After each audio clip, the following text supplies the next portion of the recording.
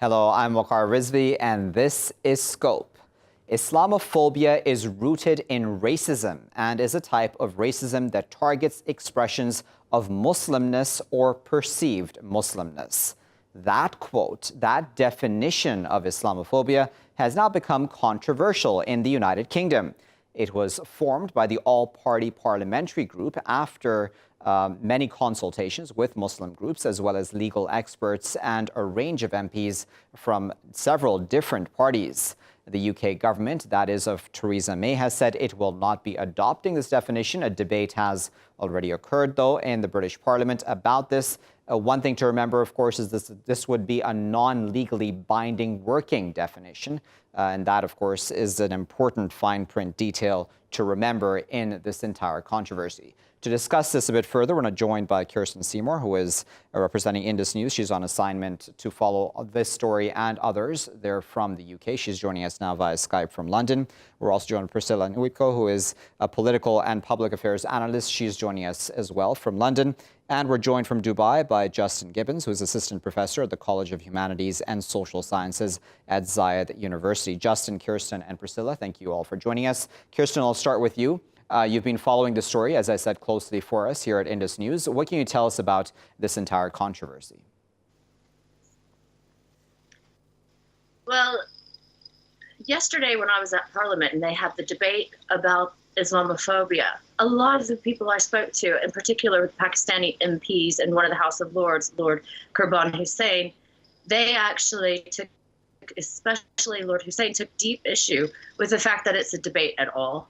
He thinks it shouldn't be controversial. He used the example of anti-Semitism, that was a word that was just accepted. It just developed and moved on, and it wasn't an issue. The fact that it's being debated, he believes, shows that it is implicit, that is racism in and of itself, that it's being debated. On the flip side, the positive angle that was pretty much beheld by the MP Afzal Khan, who's the shadow minister, and he was very vociferous in Parliament, stood up shouting, and for him, he's a very soft-spoken person. He's from Pakistan himself. He stood up and shouted that actually the truth is that this is not just racism, this is killing Muslims. Muslims are being killed, and this word would stop that. That word has that much meaning. He says the fact that we're discussing it in Parliament right now at all, that the government is openly discussing it, they've accepted yesterday it's an issue, is a step forward. So there's a lot of controversy. And the controversial aspect for the Conservative Party is they feel it hampers freedom of speech, that people will feel they can broadly discuss Islam openly. Yeah. And that's a point I want to put to Priscilla. Do you think that this would hamper free speech, that this would also hamper, as some Conservative Party members have said, the fight against terrorism as well? I mean, on the surface of it, it shouldn't. But however, when you consider that there are laws already in place, for instance, the Equality Act of 2010, the Race and Religious Act of 2006, for instance, these are all acts or laws that guarantees protection and prosecution if you are, found to be attacking somebody because of their religion, and that also includes Muslims. So when we narrow it down to this question of saying it's just a case of utilizing this one word, Islamophobia, in this sense, according to the police and according to the authorities, it will hamper their counterterrorism work. You and I can't see how that will be because there are, as I said, legal instruments in place to be able to protect and to also differentiate between the two. So it shouldn't be a problem on the surface of it. But then when we consider the issue of race, I think we're moving from looking at Islamophobia for what it is. It's religious, and we're moving it into making it a race issue. These are two issues that we're now intertwining. How do we define it for the ordinary man on the street? That's a good question. I can't say that I am absolutely in agreement with the government here, but we do have to ask these questions. where do we draw the line where the ordinary man on the street is concerned? Is the ordinary man on the street going to be able to differentiate the difference between, okay, this has become racist now in our conversations, or is it going to be a case of, a blanket definition? So I think that's where the concern comes from. So perhaps we need to not liken it to a race and redefine it for what it is. If we're saying Islamophobia, we're looking at it strictly from a religious standpoint and being able to have a definition that deals with that specific. Okay, so Priscilla, let me put that point then to Justin. Justin, what are your thoughts about this definition, A? And B, Justin, the argument would be that, listen, there's also a definition of anti-Semitism out there. So why is this any different? Sure.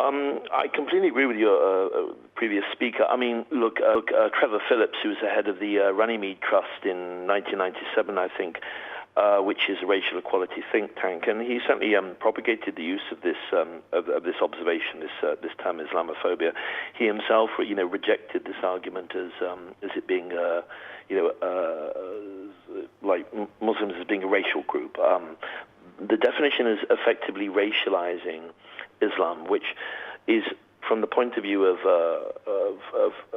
the fundamental issue, it's kind of it's creating a catch-all mechanism within which any investigation of Islam, Islamism, jihadism gets kind of caught up in this entangled kind of web, if you like. So I think it is kind of very important to kind of make this distinction that the government is rightfully doing, that it is making a distinction between Islamophobia as being religious discrimination as opposed to kind of racial discrimination. From the point of view, your second question in relation to how this differs from the kind of anti-Semitism aspect, which of course has been accepted, the working definition of anti-Semitism has been accepted, stemming from the International Holocaust Remembrance Alliance definition. I think it's really more it's related to kind of counter-terrorism policy with the current government. I think there are fears in relation to counter-terrorism, freedom of expression, academic, journalistic freedom, and so on. And of course, itself, the National Secular Society published an article very recently saying that such extensions feed into this kind of backdoor blasphemy law, which I think is going to kind of undermine, the government's kind of counter-terrorism policies in terms of, its strategy. So I think that's an issue that makes us different to the anti-Semitism definition. Kirsten, I wonder, with the Muslim MPs you've spoken to and the Muslims you've spoken to in general there in the UK, who I'm sure you've spoken to over the past day at least, are they not open to further dialogue with the government, or are they willing to sit down with Theresa May and her ministers and work this out? There will be further dialogue, actually. When will it be conclusive? That's the big question. As you've seen how good they are with Brexit at just pushing the ball further down the field, which is what Afzal said. I mean, at least there is a dialogue now. And yes, it will continue, but it could continue for years and years and years until, there may reach no formal conclusion, no defined terms of what Islamophobia actually is. I do think your previous guest, Justin, was correct in the terminology. The issues of what we mean when we say radicalism, extremism, we've been caught up for years. And when is a terrorist a terrorist? Can you call someone a terrorist if they're in a terrorist group and if they're not acting in terror, haven't committed an act of terror or planning to? Where do you draw the line in using these words? Islamophobia has gotten caught up in that, and it's a shame because Islamophobia is quite simply racism against Muslims. But where it has a distinction that's worth looking at and is valuable and important is, and I think what was mentioned about the hate crimes, and I asked yesterday, I asked Afzal, I also asked Lord Hussein, is the hate crime law not enough? That's an umbrella law that says racism based on any level, race, sex, religion. Isn't it enough? Doesn't that cover this ground, cover this basis? And can't we just use the word Islamophobia? And he said, well, we are using the word Islamophobia. Afzal in particular said, however, Islamophobia is institutional, which is institutional racism, which I didn't know about. And that does, he's right.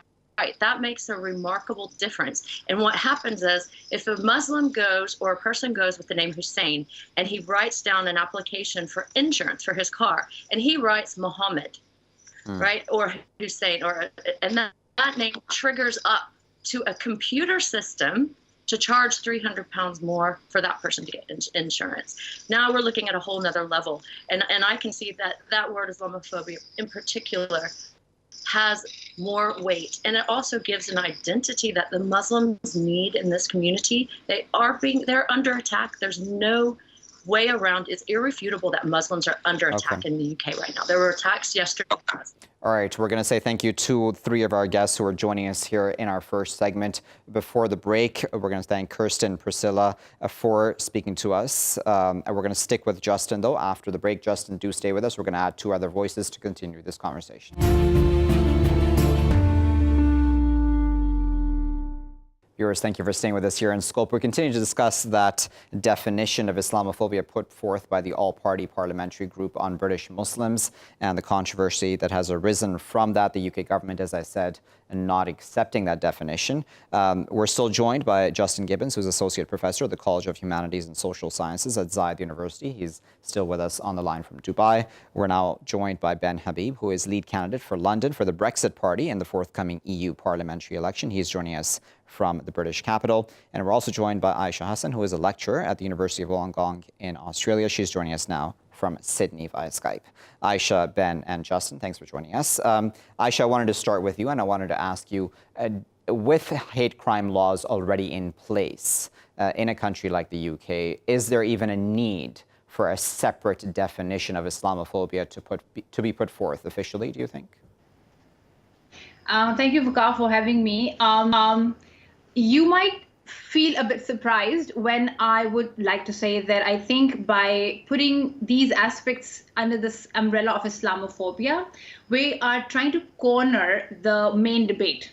So the main debate is not just about Muslims, but I think by just labeling it under Islam or saying that it's hate directly towards vilifying Muslims, I presume and I assume that we're cornering the debate which is against minorities. Okay. So basically, if we want to make it a mainstream debate across the world and not just corner it, we need to focus it as the right of minorities to be able to say what they want and to be able to free from vilification and hate. This is very important. But at the same time, we have to understand that in first world democracies, free speech is very, very crucial. It's very important in democracies, especially if you talk about countries like the UK or Australia.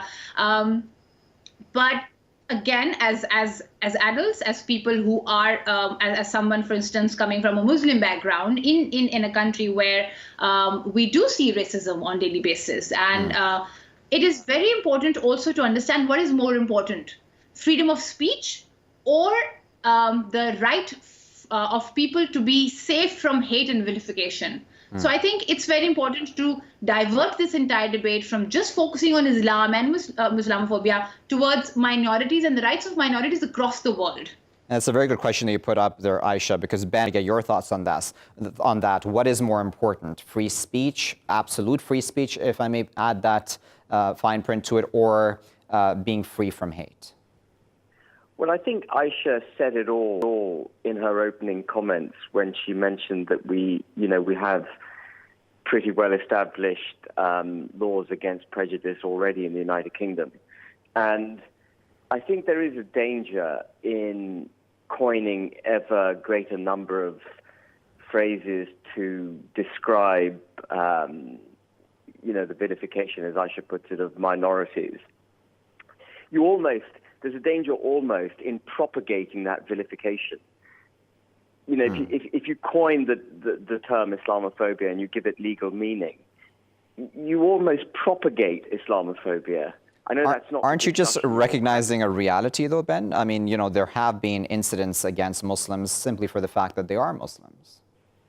Yeah, and if I can just, I'll come back to that. But just one other thing Ayesha said. She sort of talked about Islamophobia and racism in the same context. And I don't think they are the same thing. I mean, you do have Anglo-Saxon Muslims. Islam is a religion, it's not a race. And I think it's important to make that distinction as well in having this debate, that we're not just talking about minorities. We're really talking about a religious belief and an ideology. So just coming back to your question, I personally don't think that there are large swathes of the British population who are Islamophobic. I think naturally there is a concern over what's going on, particularly obviously in the Middle East, and we've seen attacks in Sri Lanka, we've seen white supremacist attack in New Zealand, we've seen them in the US quite often. There's a concern about what's going on in the ideological debate between Islam and perhaps, as you might put it, Western secular values. Mm-hmm. But I don't think it helps Islam or adherence to the Muslim faith to coin the term Islamophobia. I think it actually goes against their best interest. Okay. So on Ben's point there, Justin, how then does a government reassure its Muslim citizens that that their safety and security is important to them? I think it's just applying the rule of law in the most democratic means that it is actually already configured. I mean, we're talking about equality here. We're talking about the fact that all individuals, irrespective of what race or what religion they belong to, are protected under the same auspices. You have the Racial and Religious Hatred Act of 2006. You have the 2010 Equality Act, which realigned all of the previous kind of equality acts. So this idea of kind of phrases like Islamophobia, I think it is compartmentalizing an ethnic and religious group, and almost saying that their kind of treatment is different, as if in some way they fit outside of the auspices of British law that is designed to protect everybody, irrespective of their position. So on the basis of that, it's what's required is just a more rigorous upholding of the existing laws, rather than creating these labels, which I think actually kind of breeds identity politics and kind of separate community ideas and so on. I don't think that's helpful to Muslims and non-Muslims alike. Ayesha, one of the things that has come up is the comparison with the definition of anti-Semitism. And on that point, I wanted to quote the Muslim Council of Britain. And they said that if this free speech rationale is true, it would mean that the government believes defining racism that targets Muslims or expressions of Muslimness somehow impinges on free speech. But defining anti-Semitism does not do so, but defining Islamophobia does. And MCB then questioning that logic. What do you make of that, Ayesha? You see, it's very interesting that you've just raised this thing. I'll first go with the fact that Ben just talked about racism and religion being different things. I would like to add that what I believe of what I've seen around is that racism is stratified, and definitely Islamophobia is a form of racism for sure. Now, for instance, if you look at in Australia, for example, if you look at the Anti-Racial Discrimination Act 1968. Now, recently after the Christchurch incident, there's this opposition leader, One Nation Party leader, Fraser Anning. He issued a press release which clearly said that Muslims were a threat to the safety of the country. Now, when the regulatory bodies looked at it, they did not see it as hate speech, because they said that Fraser Anning is not directing his hate towards religion. He's not about a race. He's talking about a religion, which means that it is very, very important for us to make sure that religion is also included in this entire debate, and that it is not just, and so of course Islamophobia is definitely hate towards a specific religion, which does not mean that I am negating or invalidating Islamophobia, or the fact that Islamophobia should not become a proper definition. We understand that the Labour's attempt to amend the International Holocaust Remembrance Alliance definition of anti-Semitism was rejected first before it was put in full force.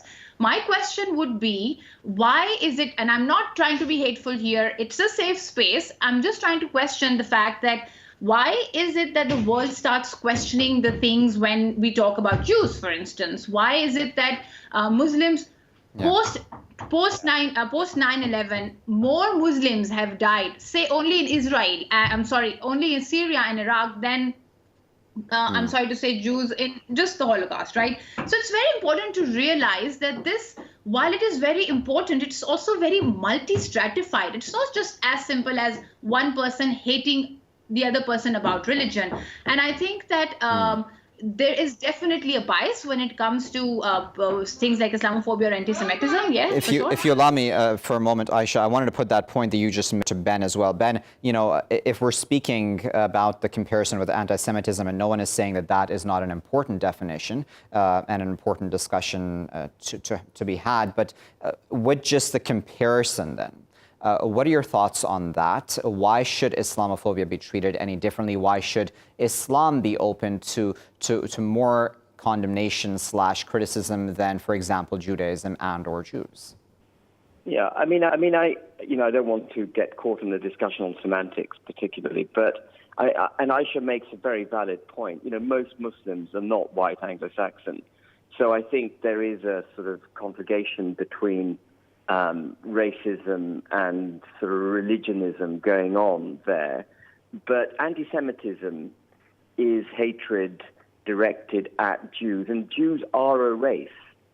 You know, they are, and that is actually racism, because the Jews are a race, whereas Islam, theoretically at least, and I think in certain cases practically as well, is practiced by more than people who simply live in the Middle East, Pakistan, India, Far East, and so on. You do have large swathes of Muslims who are of different races.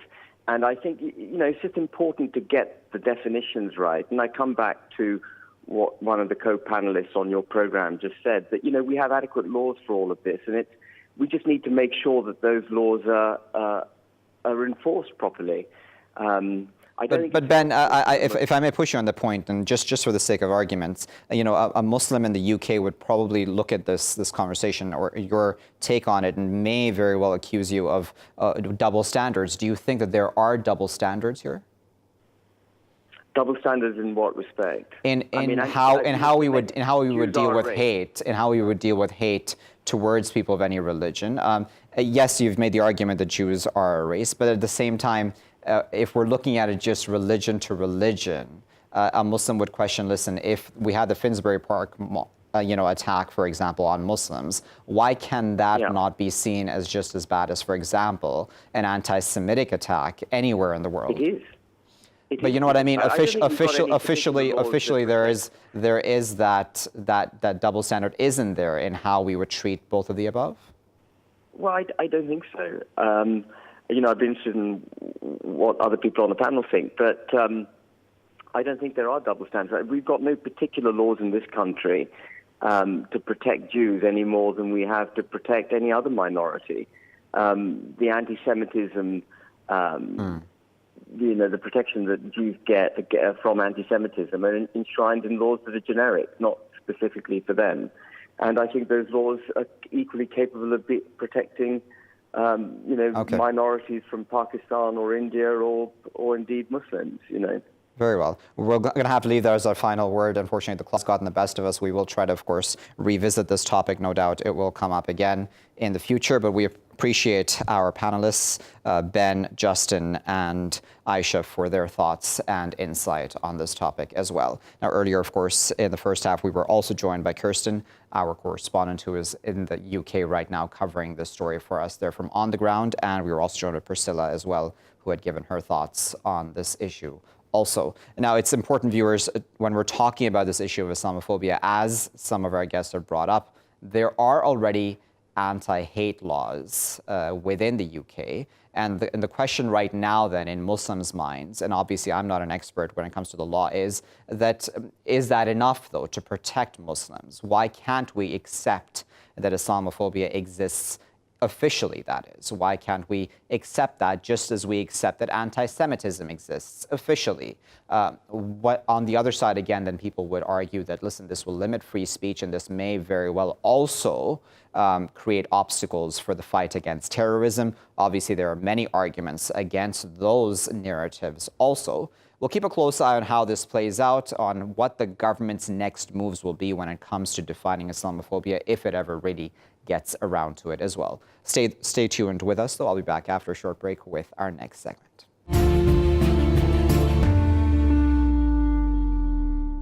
Welcome back, viewers. You're still here in Scope with me, Waqar Rizvi. Now, Donald Trump has declared a national emergency to bar American companies from using foreign telecom equipment that are deemed a security risk, a move that appears to target the Chinese telecom firm Huawei. This executive order invokes the International Emergency Economic Powers Act, which gives the president authority to regulate commerce in response to a national emergency that threatens America.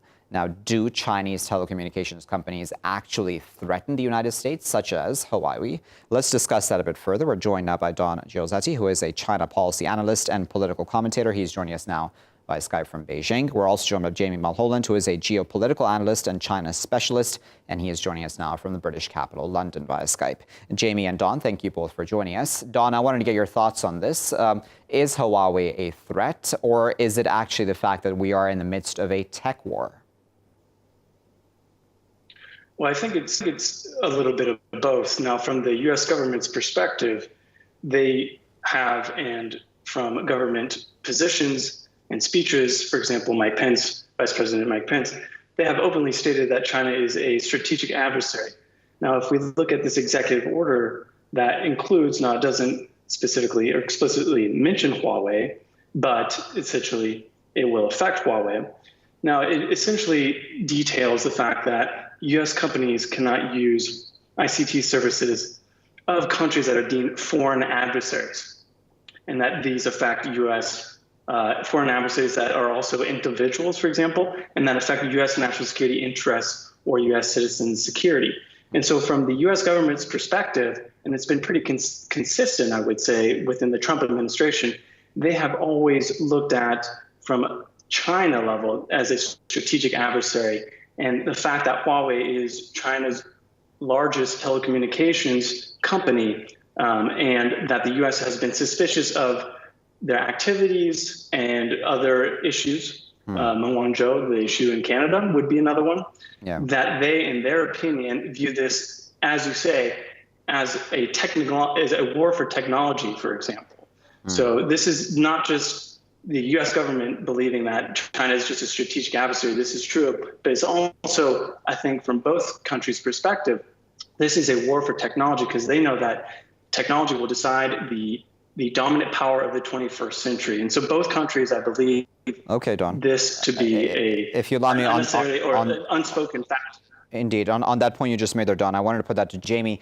Do you believe that we are then in the midst of a tech war now officially with this U.S. president order?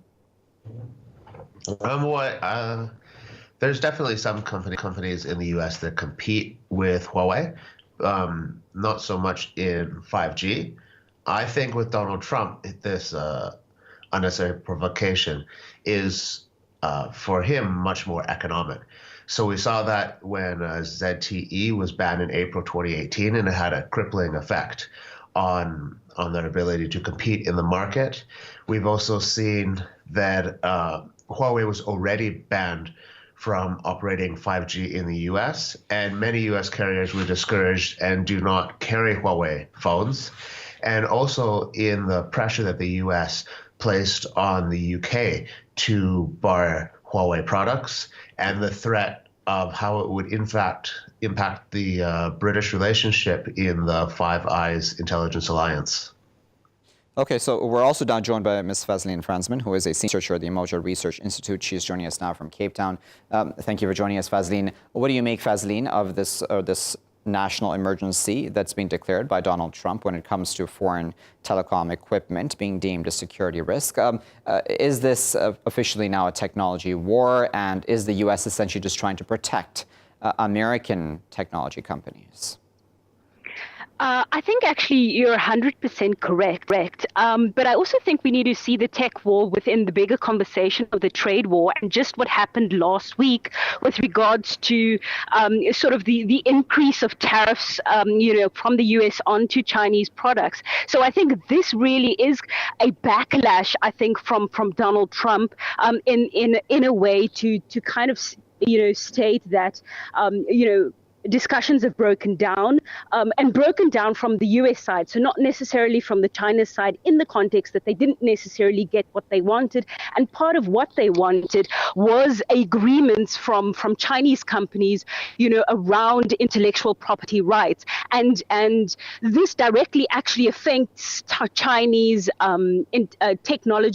technology companies, specifically Huawei. And the reality is what we've seen with Huawei is not something new. This has actually been something that's been coming on for a number of years that preceded the Donald Trump era. And so when you see this very aggressive position that's been taken, we have to look back at the fact that, early on, I think it was in the early 2000s, where the Congress actually took a decision that, we need to step away from Huawei and ZTE, specifically because there's this allegation that they're building back end into their products. So I think that's one component. But the other component definitely is the dominance of Huawei and Chinese companies in general around the development of key technologies, specifically 5G.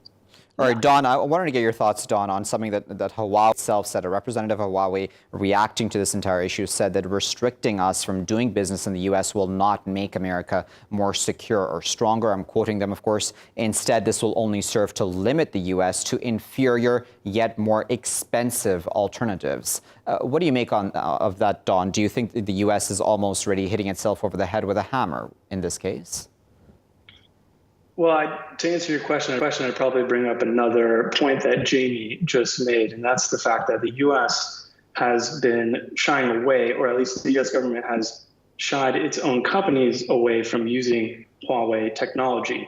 So the U.S. doesn't have a very deep integration in terms of its telecommunications, ICT, with Huawei initially. So having a ban on Huawei ICT services and products is not necessarily a huge, significant impact for the U.S. economy, as it has another. But it does restrict U.S. Companies, though, from accessing what may very well be better and cheaper technology, doesn't it? Huawei, in general, in terms of comparison to Ericsson and other, for example, Nokia, other competitors, I believe the price point is lower. And now that could be, in terms of a bottom line for a U.S. company, that could be a better deal. But this is an issue of security. And this is what the U.S. government has been pointing to for a while, especially during the U.S. Trump administration's time. This is more about an issue of security versus a bottom line. Okay. Jamie, do you believe that this is genuinely about security? Do you think the U.S. is genuinely worried about, as it says, China using such technology to spy on it, essentially? The U.S. would love to have found evidence to support the narrative of China using Huawei to spy. There's been no evidence of this, and many governments, including the U.S. and the U.K., have looked for this. But it still remains a compelling narrative, and it was used recently to force a Chinese company to sell off their stocks in Grindr, which is a dating app, for fears that it grants the Chinese company and the government, by extension, access to a lot of personal data, which could be used by people in the government or in security for blackmail and this kind of thing. But there's no direct support for this. And I think it's impossible to deny the connection to the trade war. And one of the major things about this is that it could deny Chinese companies like Huawei from purchasing components required to sell their products in domestic and other markets. and that it's very possible that the U.S. will put pressure on its allies. Britain, who makes the ARM component used in the phones, Taiwan that does a lot of the production, South Korea that also supplies parts. So it could be a bit more complicated issue if the U.S. Prohibits China from buying these parts. They are supposed to have exemptions, but it seems that none are likely to be granted. But it'll be interesting to see how it pressures alternative suppliers and the pressure it puts on Chinese to produce more products in-home, more component products. So Fazlin, one of the interesting aspects here is that U.S. allies, I imagine, would be looking at this with some worry. As Jamie there just pointed out, obviously a lot of the parts of these phones come from other countries as well, a lot of them U.S. allies, but many other allies are also signing on to things like the 5G network. Do you think that countries such as those in Africa or around the world will play ball with the U.S., or will they just completely ignore this U.S. order and continue business as normal with Huawei?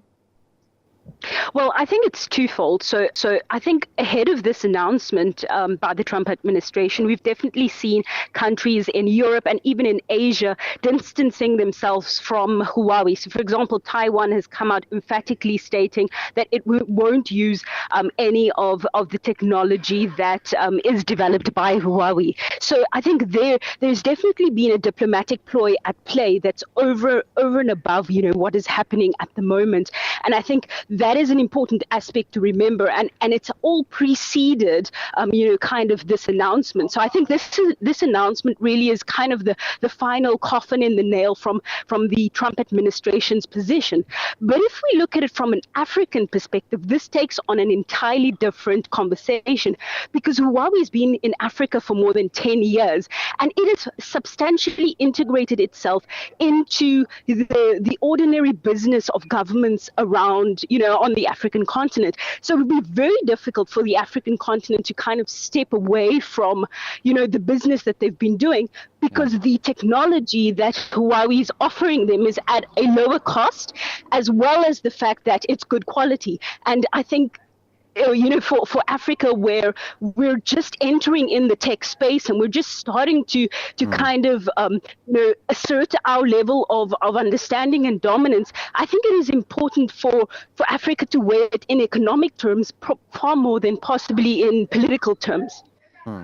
Don, I wonder then, do you think that may find itself a tad bit isolated when it comes to this situation? Because a lot of countries around the world are still willing to sign on to Huawei technology, even the UK.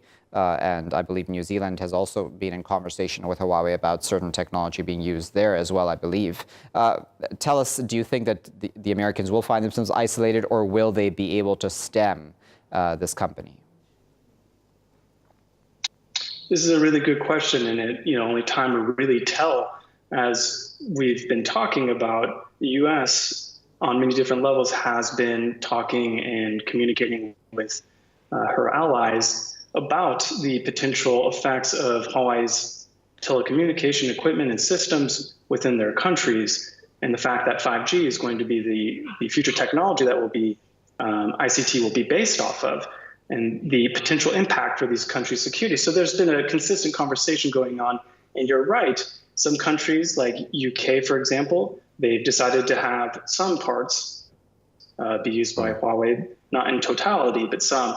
And yes, other countries as well are signing on to Huawei, and others, as just mentioned, for example, have not wanted to sign on with Huawei yet, and have more stood aligned with US's position with Huawei. So really, I think the US, because when we talk about maximum pressure, this is a term that the US government likes to use quite often when it comes to Iran, North Korea.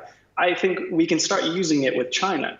We haven't started using it, and this has been a maximum pressure campaign.